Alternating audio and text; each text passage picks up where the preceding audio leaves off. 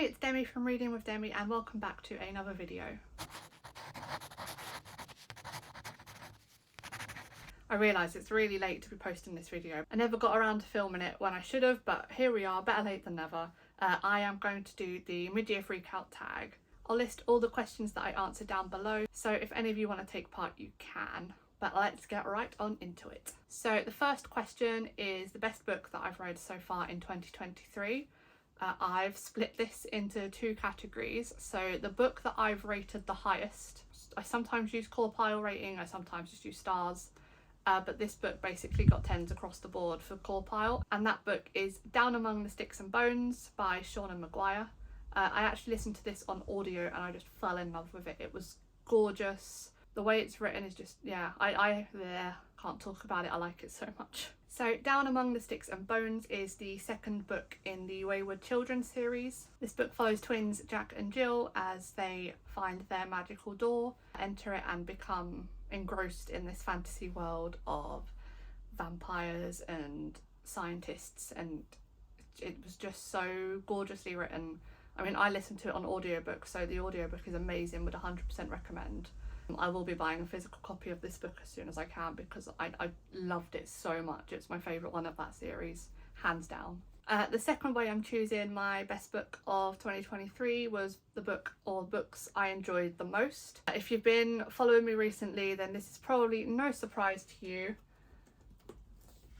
but I have been completely loving the Zodiac Academy series and currently the spin-off series, Ruthless Boys, by Caroline Peckham and Susan Valenti. So the Zodiac Academy series follows twin sisters Darcy and Tori. What are they actually called before we call them Darcy and Tori? No, they're always called Darcy and Tori? Oh no, they have really stupid names. I don't remember what their birth names were, spoiler alert. But this book, or this series, follows Darcy and Tori Vega as they join a magical academy after finding out that they are actually fae. They've been living in the human world for as long as they can remember, but they join the world of the fae as they are actually heirs to the throne in their kingdom, if they want it. So this series follows the twins as they join the Zodiac Academy, in which they meet the four heirs who are the children of the four families that are currently ruling the kingdom. The four heirs don't want the girls to take over. The girls don't want to take over, but they don't believe it, and it's how they navigate life as a fae in a world where they're not overly wanted by the more powerful people there. It is a bully romance, at least the first one is. It gets way bigger and more complicated after that, but I love these books. These books are crack in pages, and I can't stop reading them. I'm reading them obviously on Kindle Unlimited at the moment, but I am slowly collecting them all in physical form and will eventually have all of them. I make it my life wish at the moment. So question 2 is the best sequel that I've read in 2023. As I mentioned, Down Among the Sticks and Bones is the second book in the series, so that is definitely one of the best sequels I've read this year. Any of the Zodiac books that are not the first one are the best, sequels I've read this year. But another mention would be The Heart Principle by Helen Huang.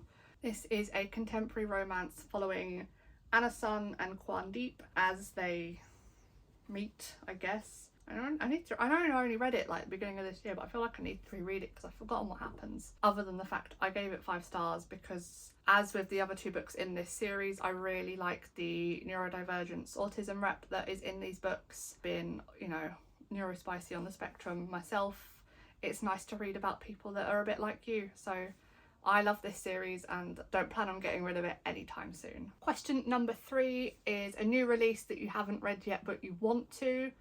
In all fairness, everything that's come out this year that I've bought and haven't read yet could fit on this list, but I have narrowed it down to 3. So book number 1 would be The Foxglove King by Hannah Witten. This is just the normal Waterstones edition.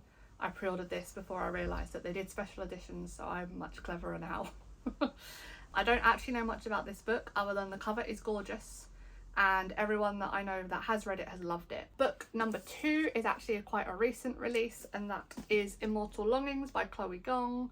Again, I don't know much about it, but I think it is it's a bit of a game. Is there a game aspect? Yep, Deadly Games. I've liked that sort of story since Hunger Games, so if you've got any book recommendations that are similar, Hunger Games, Squid Game, Battle Royale, Immortal Longings, please let me know, because I love books that have some sort of game element to them. The deadlier the better, I guess. What does that say about me? And the final book I chose, I probably really should have read by now because I feel like everyone and their mum has read it, but it is Fourth Wing by Rebecca Yarros. I'm not going to explain Fourth Wing to you. One, because you probably already read it and you know, and two, because I haven't read it and I'm trying my hardest not to be spoiled. So I don't actually know much about it other than there are dragons, there's disability rep, chronic illness rep, and it's really, really good. I really hope I enjoy it. So question 4 is my most anticipated release for the second half of the year. Again, I could not just stick to one book, so I'm giving you 2. The first is, I'm sure not a surprise to anyone that I've already pre-ordered it, but it is Iron Flame by Rebecca Yarros.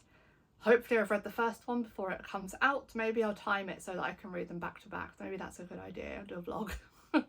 The second one is Check and Mate by Ali Hazelwood. I don't know how many books she has out at the moment, but I've just counted. I have 4 on my bookshelf by Ali Hazelwood. I have read 1. So I need to read the rest because I love her writing, and I know that her books, I know they follow a similar formula most of the time, but it's a formula I love, so I can't imagine that I'm not going to enjoy everything else she writes. Question 5 is my biggest disappointment this year. That will have to be How to Kill Your Family by Bella Mackie. It was a book club pick. It was a book club pick at work. So I started a work book club beginning of this year, and it was picked by some of the members of the book club. I had it on Scribd to listen to, and I could not get into it. I don't know if it was the writing or if it was the narrator, but I couldn't. I gave it a good shot, but I just couldn't get into it. And in the book club discussion, it seemed that actually most people didn't finish the book, and the ones that did finish the book didn't like it. So it's probably not something I've massively missed out on not finishing that book, but that has definitely been my biggest disappointment because I was just starting to get into thrillers, but this one just didn't work for me. Question number 6 is biggest surprise. Again, I'm going to use Zodiac Academy for this because I wasn't expecting a lot when I went into reading this series, but it gave me so much. It's not amazing literature by any means, but it is trashy romance, fantasy romance, and it's exactly what I needed, and I have been devouring these books. Another surprise this year, it's probably not a surprise that it's a surprise because I think it's a surprise for most people the first time they read it, but that would be Verity by Colleen Hoover. I really enjoyed this. It's more of a thriller, but it still has that romance aspect, so it was a nice kind of soft move into the thriller genre. I mean, to begin with, it was strange but good, and then you get to the manuscript at the end and I didn't know what to think, although I've ended up being on team manuscript. If you know, you know. If you don't, read the book and find out. Question number 7. Sorry, I've got my laptop down here. It's got all of the questions and the answers I've written down as like prompts to go through. Question number 7 is favourite or new favourite author? Favourite new author. Same thing, different words. No surprise to anyone. I've forgotten her name. No surprise to anyone. It is Caroline Peckham and Susan Valenti. I've read, I think, 8 of their books this year so far. It's the most I've read of anyone this year. It's probably the most I've ever read of anyone in any year. And I'm not stopping until I finished at least Zodiac Academy and Ruthless Boys. I do want to get to Dartmoor Penitentiary as well. And I know they've got other books out, so if I can get my hands on them, I will be reading them. This is, if I had to choose one book of 2023, it's probably, or one series of 2023, it's gonna be Zodiac Academy, so I'm gonna keep going on about it. Carrying on the Zodiac Academy train, the next question is newest fictional crutch? Newest fictional crush, oh my god. Newest fictional crush, there we go. And I'm sticking with my Zodiac boys. Lance Orion is definitely up there. He is one of the professors. At Zodiac Academy. I've just realised that the 2 people I've chosen are both vampires, and I'm not sure what that says about me. But the second one is Caleb Altair, who for some reason in my head is brunette, but he's blonde in the books. I think it might be due to the fact that there's a vampire called Caleb in The Sims and he's a brunette. That might be it. I don't know, but in my head he's a brunette, and I just love him. Can't wait to get back into reading the Zodiac Academy series to see what happens with him. And with Lance, who I've just realised was not on the list. The second person that I'd written on the list was Gabriel Knox, who is originally from the Ruthless Boys series but does appear in the Zodiac series. He is a harpy. I don't know what's a harpy? It's half human, half bird. But yeah, I read the books slightly out of order, so I met Gabriel in Zodiac Academy before we went back to Ruthless Boys. They're so lovely. No, that's a lie. They're not.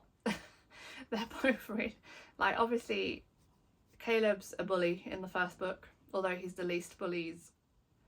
Is he the least? He's not the biggest culprit in my eyes, but he's not great either. He has started redeeming himself, and I never thought I'd want to read redemption arcs about certain characters, but here we are. And where I'm up to at the moment in Ruthless Boys, I just want to give Gabriel a big hug. Just tell him everything will be okay.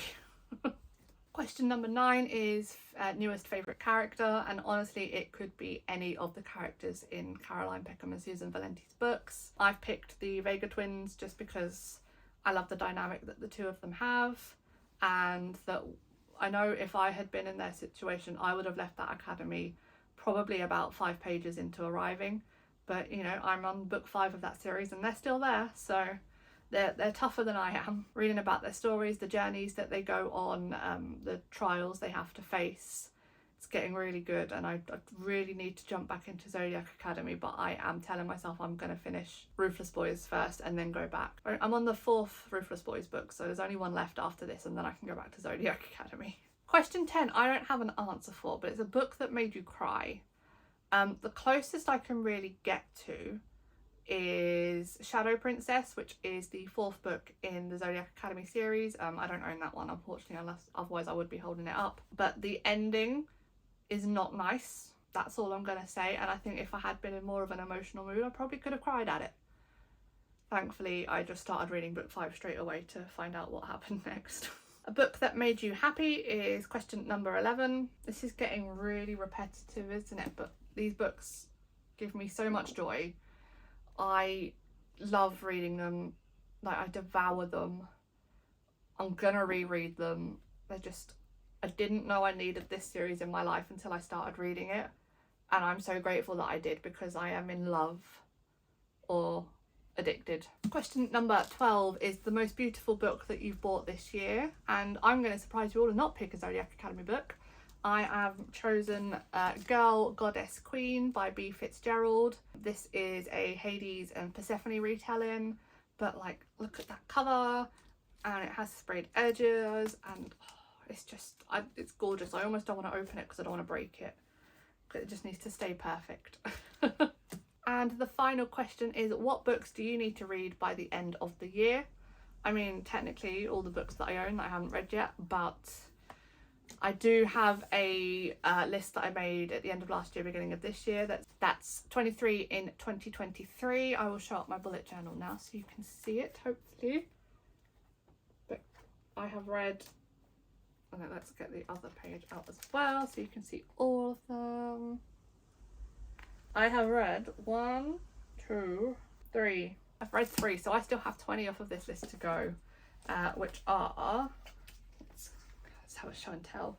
So Bob Mortimer's autobiography. My parents have both read this and said it's hilarious, and we watched him on 8 out of 10 Cats. Whenever he's on Would I Lie to You, we know we're in for a great episode to watch. The Atlas 6 by Olivia Blake. I am actually hopefully getting to this book this month. It's on my Aurelium list of books to read, as well as the magical middle grade magic readathon. It's on there as well. Atomic Habits by James Clear.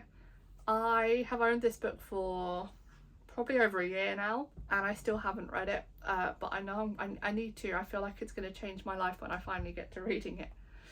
Next up is Babel by R.F. Kuang. Again, I know I need to read it. I think after I finished the Poppy War trilogy, I just needed a bit of a break from her. Like, nothing against the Poppy War trilogy, it's really good, but I needed a break and I haven't gone back yet. Caraval by Stephanie Garber. I don't know why I've not read this yet, because I think I'll love it, and I've got the whole series ready to go, so I will get around to it this year. I'm going to try and prioritise these last 20 books. I should have read more of them by now.